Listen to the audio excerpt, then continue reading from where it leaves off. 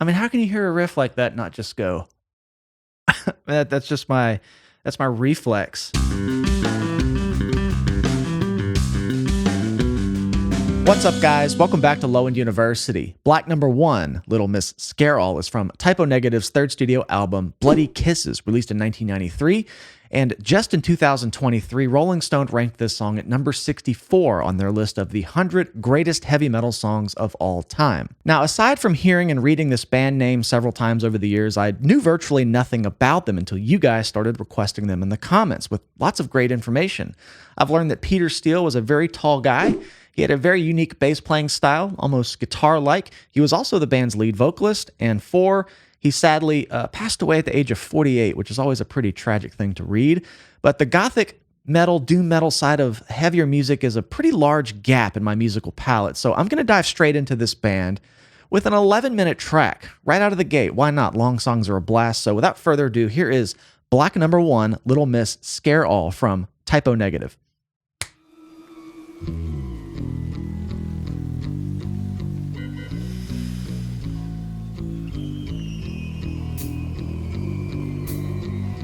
Brooding. I went looking for trouble. And boy, I found her. She's in love with herself. Whoa. That voice. She likes the dark. And on her milk white neck, the devil's mark. Whew.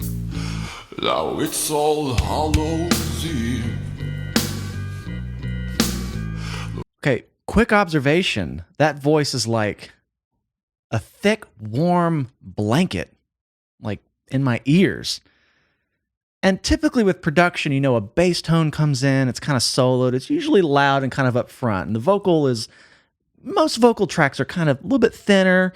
This is like a reverse of that. I got this huge, just like the voice of God speaking to me or something. You know, it's largely in the way he sounds too, but the production just really leans into that being this big, omnipresent sort of feeling and sound. Go back just maybe 10 seconds and get into this part. It's slow and kind of swaggery too. Now it's All Hallows Eve. The moon is full. Will she trick or treat? I bet she will. Quickly, down here in E.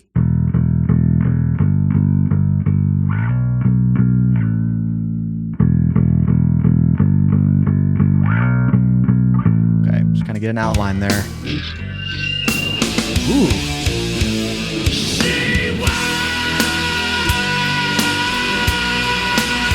Whoa, holy shit.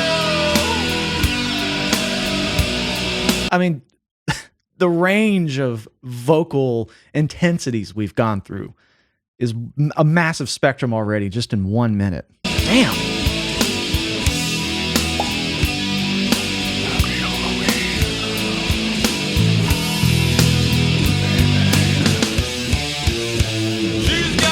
Ooh, made it bluesy. Got the flat 5 in there, so it's got a bit of that kind of darker heavy metal thing creeping in,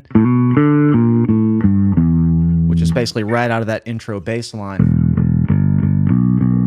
Cool. Okay, very cool setup.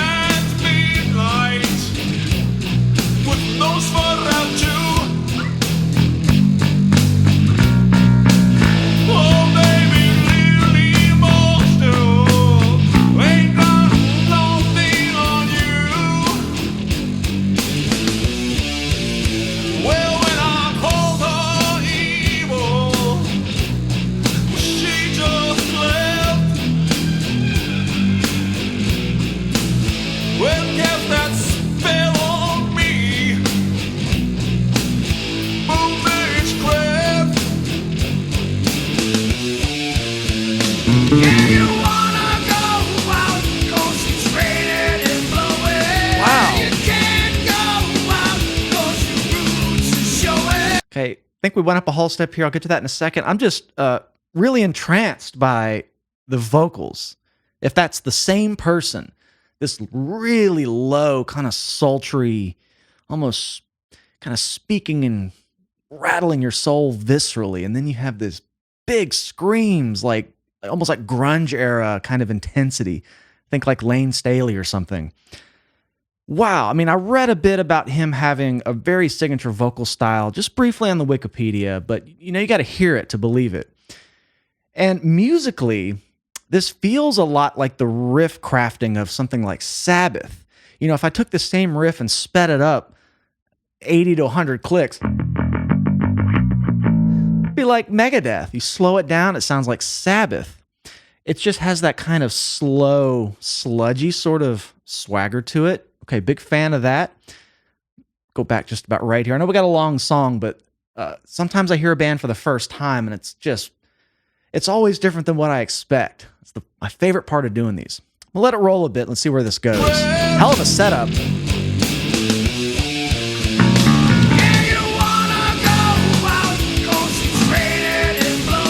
Yeah, up a whole step.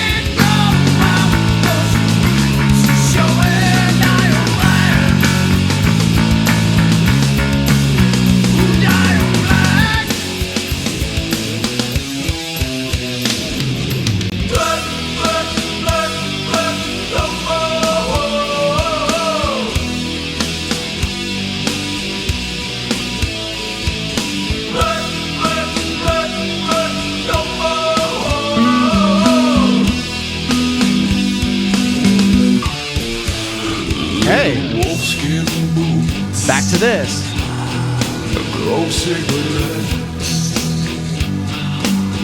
You know, I'm not a vocal channel. Channels like Charismatic Voice have got to check this guy out if they haven't. I'm sure someone has. I'm loving, you know, aside this really striking vocal performance, musically it's this real slow burn kind of setup. I can kind of feel the tempo pushing. I'm not saying there was a gradual or even an immediate tempo increase, but I feel that kind of pushing between the instruments. We've gone up a whole step. They modulated up to F sharp. And then they did the same thing there. So still leaning into that blues sound. And I'm liking this layering that's creeping in, especially this section here where the guitar is kind of oscillating between two notes, which again, it's kind of like common tones between the different chord progressions outlined. It sounds like a guitar player was just writing on B and G here, kind of outlining a G major sound as the riff changed underneath it. Right there. And as those notes change under it, it recontextualizes the way they fit into the chord, if that was right. That kind of thing. Cool. Hey, verse 2. Back to the original key.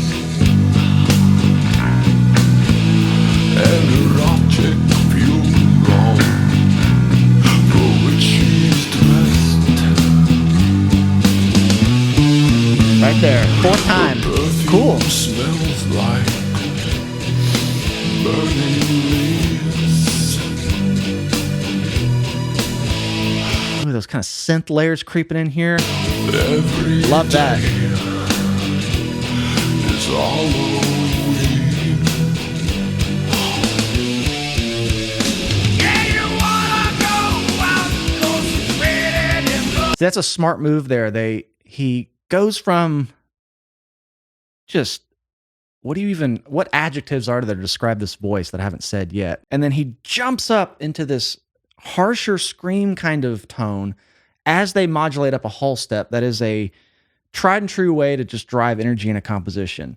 Modulate up for a different song section, go higher in range. Any instrument, the more the merrier, but that is a huge punch element right there.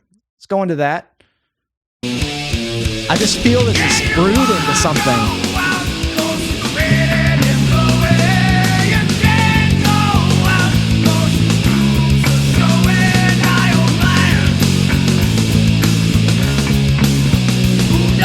See if it does it.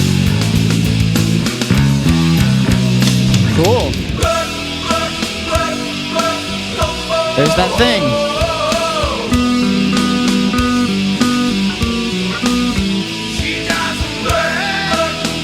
I'm a little out of tune with it, I think.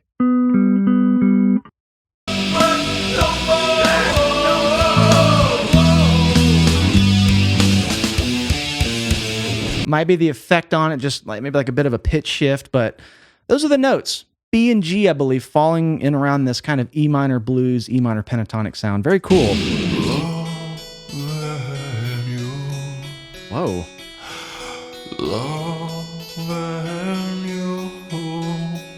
Like harpsichord almost.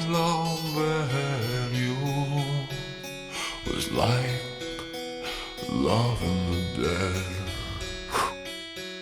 Loving you, loving you,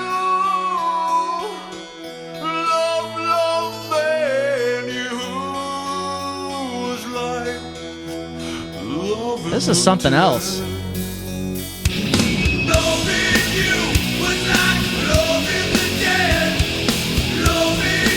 Just want to hear that kind of harpsichord section. Nice little interlude. Almost got real ballady for a second, but it kind of retains some energy with those faster little passages. Very classical in a way almost. I really dig that texture. Loving the dead. Loving you. Strings.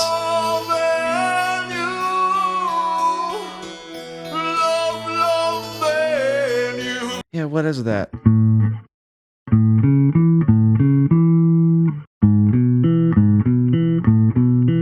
Just kind of etude-ish. Very cool.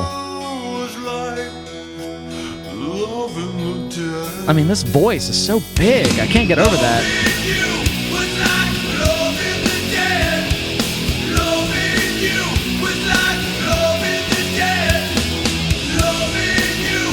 That's what I mean there. Kind of listen to the tempo increase here. I've noticed this a few times, and if that's kind of a pacing thing over a long piece, you know, you got to just do it in slow increments and kind of sneak up on the listener.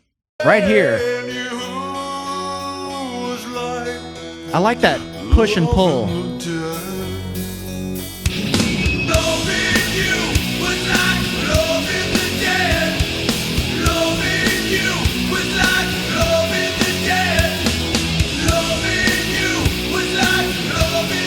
Just a push.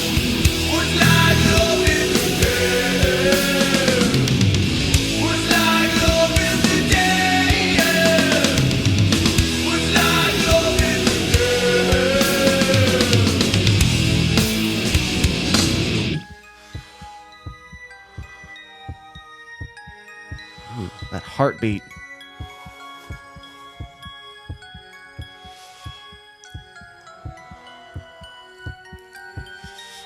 This is very cinematic, I have to say.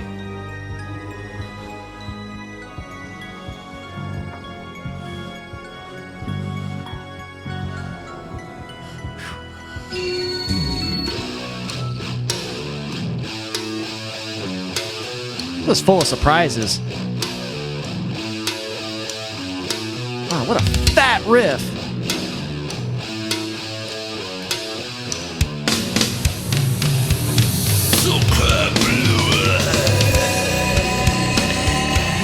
Oh my gosh.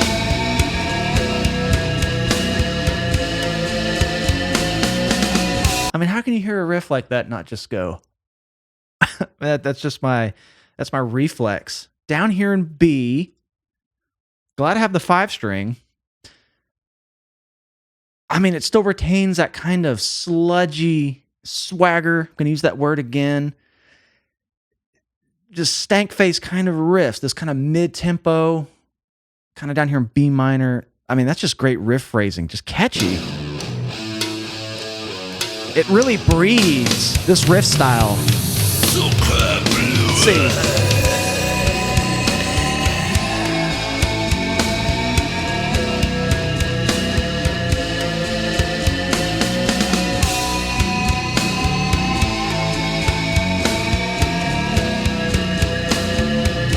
I want to play along with that because it's juicy.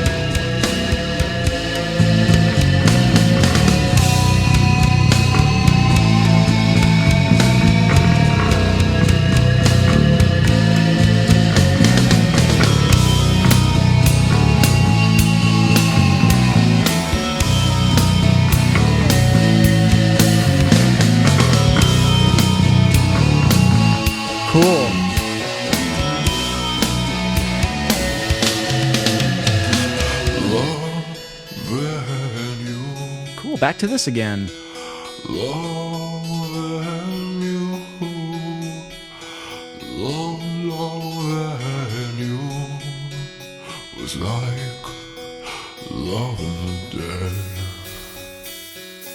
It was like fucking the dead. Loving you was like loving the dead. Loving you was like loving the dead. So the structure of this so far I find to be really interesting. Just when it kind of pulls you into this intense section, you get going, it just cuts.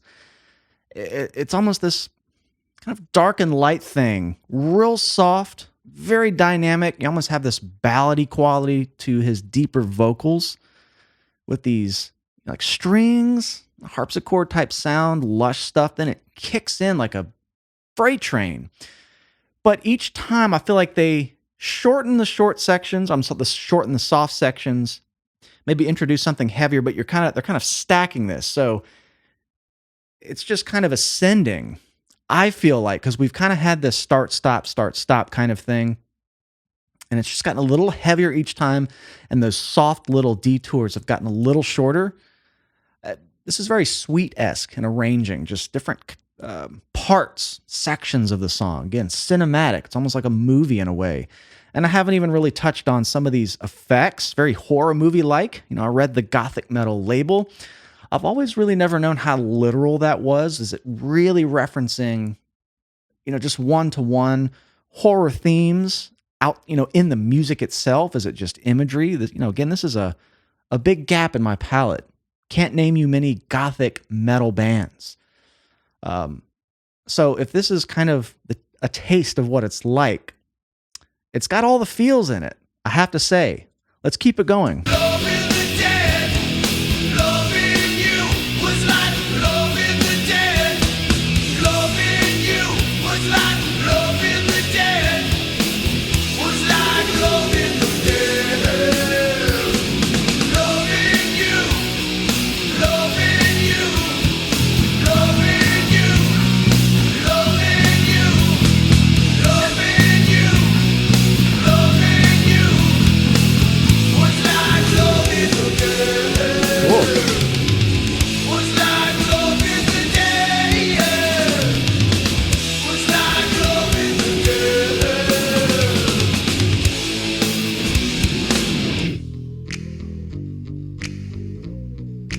Back to the intro in a way.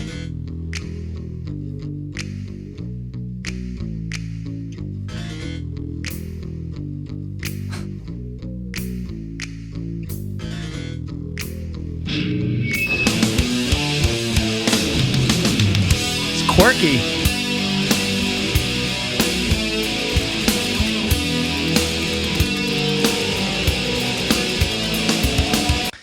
I've got it cranked pretty loud, but I'm really liking the production.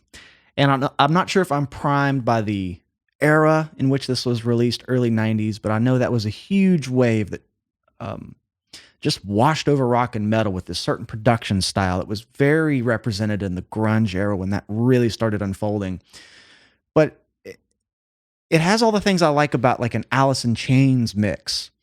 It has this kind of cold, cave-like kind of dryness to it where it just sounds really verby, really dreamy, like dream-like kind of sound. I don't know if it's just something as simple as the reverb, but it also has this immediacy. That snare drum is a fat crack. It's very loud. The guitars represent a lot of the power. They're kind of crunchy in your face, but the bass takes this kind of background place in the sonic spectrum to me, like when the bass tone was kind of isolated there. I can kind of hear it's picked, almost kind of palm muted. It just kind of has a dull, flat sound, like it's not very representative of the weight of the mix. And I could say that about a lot of bands, Alice in Chains on some songs, Nirvana even. And this isn't a bad thing. It's just very signature of that era. There's a sense of familiarity to it. Sonically, just listen how loud those guitars are. They represent a large portion of the power behind the mix. They're right here.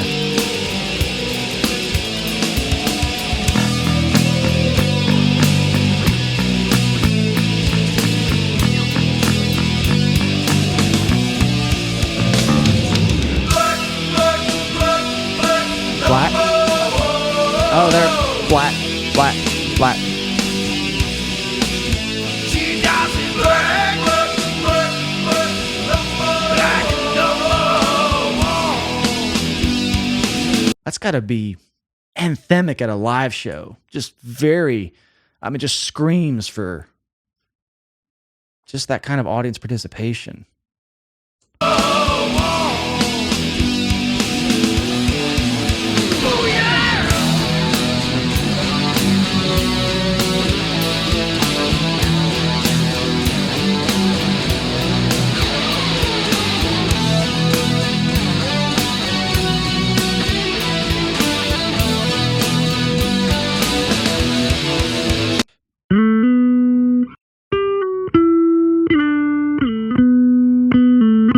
Real melodic, though. I like that.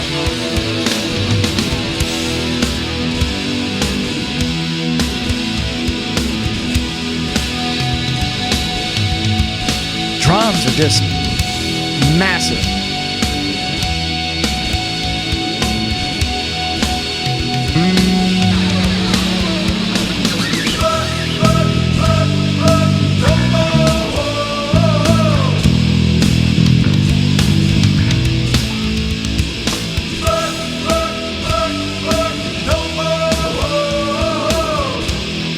I mean, the simplicity in that melody is responsible for why this is another song that'll be stuck in my head this week.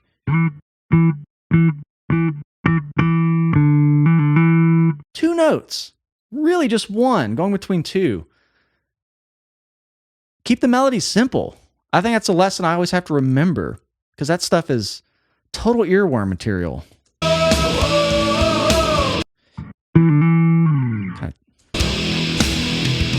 Kind of trills it almost.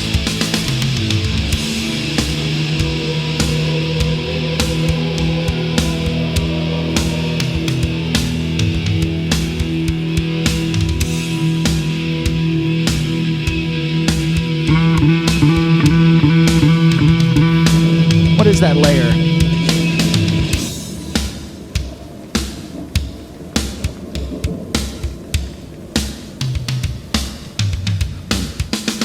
Great drum sound.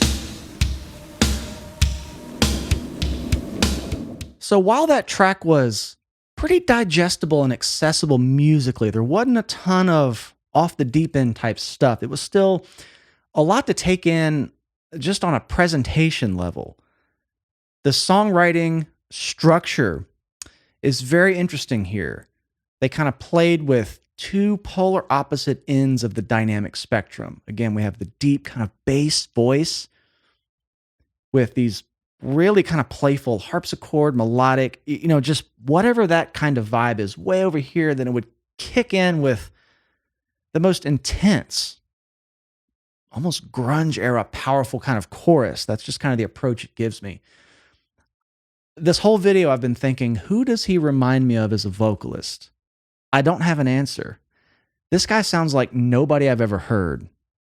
And I'm purely referring to just the uniqueness of that deep kind of bass, baritone somewhere in there. And then just having that range and power getting up into the higher ranges. And then these little dynamic, sweet kind of sections. He almost had this beautiful kind of ballady, almost opera-like in a way, just kind of the inflection. I mean, it's just a very multi-dimensional vocalist. And I feel like I didn't talk about the bass enough. It really remained this sort of background, foundational, simplistic type of approach. And if there are some bass moments happening throughout that song that are kind of mixed in with effects, I could have very well missed them. And that's a good sign of a bass player still being able to blend in and not do something just for the sake of it. So that very well could have been the case. Even with that little lead, I have no idea. I don't have a lot of context. I just know that Peter was stated to have played bass very much like a guitar. So I've got to come back to this band, hear another song, maybe have some context, get a different perspective. But thank you guys for hanging out with me for this one, this long song. That was quite the journey. If you'd like to support the channel further, come find us over on Patreon. I do full album breakdowns there. I have music lessons, bass lessons, and such if you're a player. And if you enjoyed this, please make sure you're subscribed. I love you all, and we'll see you in the next one.